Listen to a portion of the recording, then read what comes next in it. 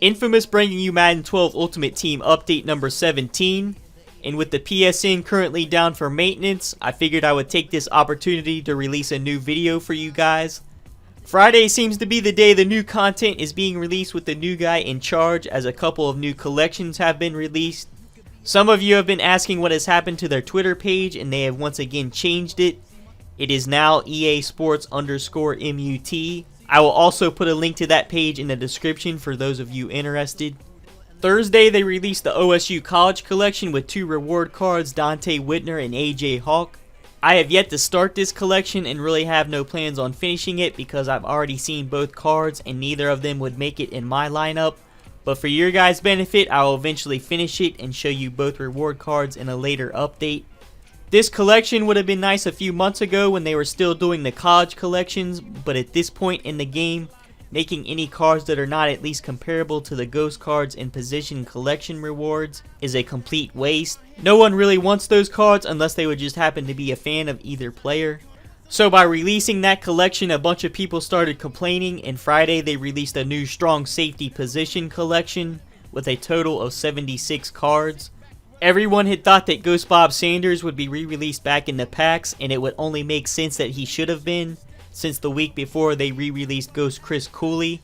However, instead they decided to re-release free safety Ghost Brian Dawkins, which did not really make any sense. Not sure if they just didn't realize Bob Sanders existed, messed up, or just wanted to make the collection somewhat easier. But regardless, I had already had a Ghost Dawkins, so I wasn't going to complain.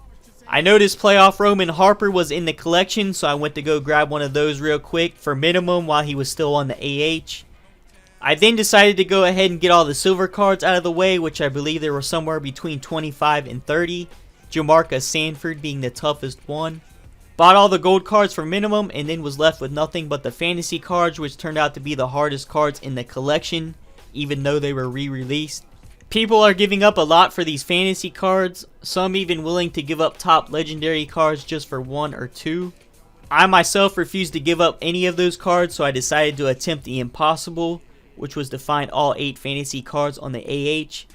Saturday I found Bell, Harper, Pepra, and the 90 overall Burnett, and then Sunday night I was able to find Coleman, the 84 Burnett, and surprisingly Cam Chancellor. So that left me with George Wilson. I tried trading for him but was not able to find anyone willing to accept and even trade for one of my extra safeties. So of course, after looking on the block, I was able to find one to finish the collection. The reward is a stacked Elite Troy Polamalu with a significant stat difference compared to the USC collection reward. Notice some of you guys have been saying that sniping cards is a stupid waste of time, when in reality it's really not. For one, it's avoidable, and I can't really consider it sniping anymore because that's why we have a trade block. And 2, I'm smart enough to know that there are people out there that don't realize those cards go into a collection or just would rather have the coins, which is why they get thrown up. So call it what you wish, Monday came and I already had the collection done, waiting on the next collection, while the rest of you still complaining are still the ones scrambling around looking for fantasy cards. After finishing the collection, I was able to pick up and do some trades for a second strong safety fantasy set, which I then traded for, in my eyes, the best wide receiver in the game, playoff Jerry Rice. I was then able to acquire a third set and traded all of those for a playoff Eagles TO, so now my offensive lineup is pretty much set. I could also have playoff Fitzgerald, but as I said before, I'm not a huge fan of him, plus I really don't have any other Cardinal players on my team, so I'm sure he would drop my chemistry. Leading up to this past Friday, they once again released another position collection, left ends. They had originally planned on releasing a huge defensive end collection with 2 rewards, but at the last minute decided to split them up into 2 separate collections. A lot of people rushed out to get all the fantasy and playoff left end cards, but ended up wasting all of their coins, because instead of including any of those in the collection, they decided to put both legendary Reggie White, which shocked everyone. Upon putting both of them in the collection, they also boosted the odds of being able to pull both in packs. So not only could you pull them in legendary packs, they also released them in off-season packs. I was fortunate enough to already have the Green Bay Reggie after trading Bruce Smith straight up for one last weekend, but none of that really mattered because I was able to find another one along with the Eagles and Ghost Campman for Max the night the collection was released. The reward is an elite Green Bay Reggie White with basically all 100 stats besides speed. With him as the reward, all the people that paid big bucks for the playoff Reggie White just got bent over, because that card is not near worth what it is now.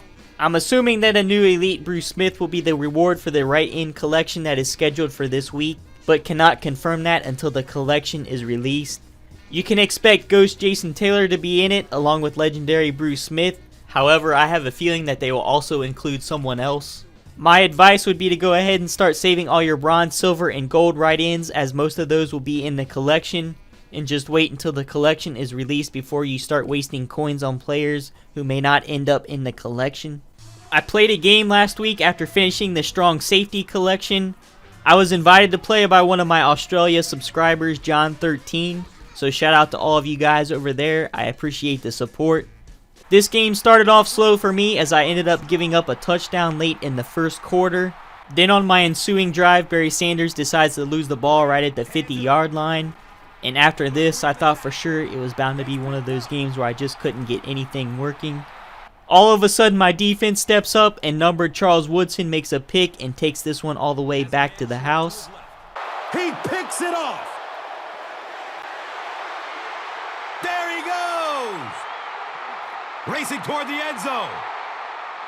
He'll just jog into the end zone. Whoa! He had that one all. And just when I thought things were going good, I of course get lagged out of the extra point, and Vinatieri decides to pull a Billy Cundiff and shanks the kick wide right. Nearing the end of the half with about 30 seconds left, he gets well within scoring range, and my defense comes up with a nice stop, forcing him to kick a long field goal, which fell well short. I thought about running it out, but with the way my luck was going, I figured I better take the knee. At halftime, I always restart my PVR, but was unable to get it started back up until after the kickoff, in which I was able to take it all the way back with Djax. My opponent decided to quit the game, which really there was no reason to, with me only being up a touchdown at the start of the third quarter.